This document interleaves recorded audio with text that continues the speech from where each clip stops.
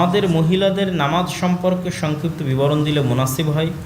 মেয়েদের জুমার নামাজ জামাতের সহিত আদায় হবে কিনা? আমরা তো আজকে মেয়েদের সম্পর্কে কোনো আলোচনাই করিনি। প্রথমত রাসূলুল্লাহ সাল্লাল্লাহু আলাইহি ওয়াসাল্লাম ছেলেদেরও নবী, মেয়েদেরও নবী, না শুধু আমাদের নবী? উভয়ের নবী। তার মানে ইন জেনারেল বাই ডিফল্ট আল্লাহর নবী যা করবে তা ছেলের জন্য সুন্নাত, মেয়ের জন্য সুন্নাত। এবং আল্লাহ সুবহানাহু ওয়া তাআলা যা আদেশ দিবে তা ইন জেনারেল বাই ডিফল্ট মেয়ের জন্য ফরজ, ছেলের জন্য ফরজ।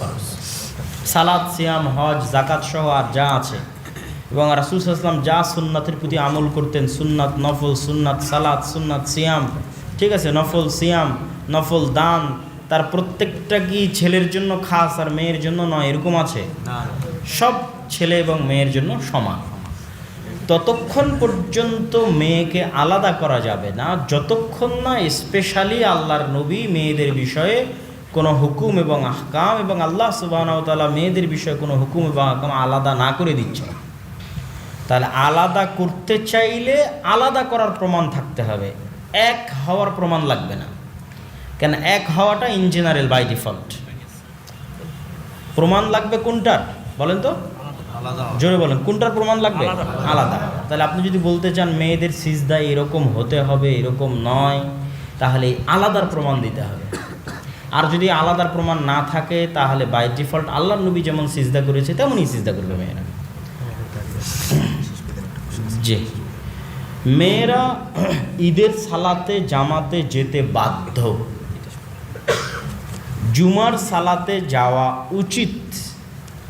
স্বাভাবিক 5 ওয়াক্ত সালাত একাকী বাড়িতে পড়াই উত্তম। জুমার সালাত যাওয়া উচিত কেন? জুমার সালাতে দিনের জ্ঞান পাওয়া যায়। এমনিতেই মেয়েদের দিনের জ্ঞান অর্জনের রাস্তা সংকুচিত, সংকীর্ণ। তো সপ্তাহে একদিন ইমাম সাহেবের আলোচনা শুনলে দিনের জ্ঞান অর্জনের রাস্তা তৈরি হয়। ফলত দিনের জ্ঞান অর্জনের জন্য সপ্তাহে একদিন জুমার এই সালাতে মসজিদে যাওয়া উচিত। আল্লাহর নবীর যুগে 5 ওয়াক্ত সালাতেও মেয়েরা মসজিদে যেত। আর ঈদের সালাতে যাওয়া জরুরি কেন? আল্লাহর নবীর আদেশ তাই। আল্লাহর নবী আদেশ দিতে দিতে দিতে দিতে এই পর্যন্ত বলেছেন, যার কাপড় নাই সে আরেকজনের কাপড় ধার করে নিয়ে ঈদের সালাতে যাবে, যে ঋতুবতী সেও ঈদের সালাতে যাবে, নামাজ না পড়ে আলাদা হয়ে বসে থাকবে। এত দূর পর্যন্ত আল্লাহর নবী গুরুত্ব দিয়েছেন। ক নামের একটি মেয়ে খ নামের একটি ছেলেকে অভিভাবকের অনুমতি ছাড়াই বিয়ে করেছে। 2 বছর পর গ নামের একটি অন্য ছেলের সাথে মেয়েটি পালিয়ে যায়।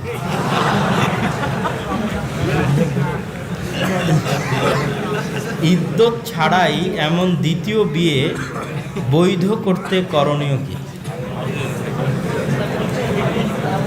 আমাদের সমাজে আমাদের নীতি নৈতিকতা এবং চারিত্রিক অবস্থার অধঃপতনের এটি একটি নমুনা। আল্লাহ সুবহানাহু ওয়া তাআলা আমাদের যুবক এবং যুবতীদের হেফাজত করুক, আল্লাহুম্মা আমিন। প্রথমত, অভিভাবকের অনুমতি ছাড়া যে বিয়ে হয়েছে সেই বিয়ে হয়নি। সেই বিয়ে কি হয়নি? হয়নি। আল্লাহর নবীর হাদিস আয়েশা রাদিয়াল্লাহু তাআলা আনহা বর্ণিত যে অভিভাবকের অনুমতি ব্যতীত বিবাহ বাতিল বাতিল বাতিল। তাহলে যেহেতু বিবাহ হয়নি সেহেতু তালাকেরও কোনো প্রয়োজন এখানে নাই। এখন মেয়ে যেই তৃতীয় তথা গ নামের যে ছেলে দ্বিতীয় যে ছেলের সাথে পালিয়ে গেছে, এই বিবাহটা যদি সে ঠিক রাখতে চায় তাহলে আগের ছেলের সাথে সম্পর্ক ছিন্ন করার কিছু নাই, কেননা ওটা বিবাহ হয়নি, ওটা জেনা হয়েছে। ওই জেনা থেকে আল্লাহর দরবারে ক্ষমা চাইতে হবে। এখন এই ছেলের সাথেও যদি মেয়ে তার পিতার অনুমতি ছাড়াই এখন পর্যন্ত বসবাস কন্টিনিউ করে তাহলে এটিও জেনা। এটিকে হালাল বানাতে চাইলে একটু 1 মিনিট থাম, কথা শেষ করি। 1 মিনিট শেষ করি, কথাটা শেষ করি। জি জি, আমরা বলে নিচ্ছি, সাইড দিয়ে যাবো ইনশাল্লাহ।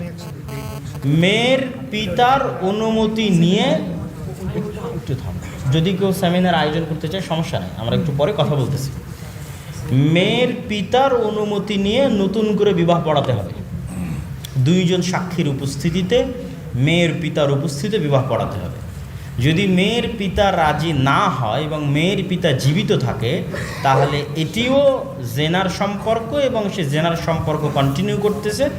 দ্রুত ফিরে বাপের বাড়িতে ফেরত চলে আসতে হবে এবং আল্লাহ সুবহানাহু ওয়া তাআলার নিকটে তওবা এবং ইস্তিগফার করতে হবে।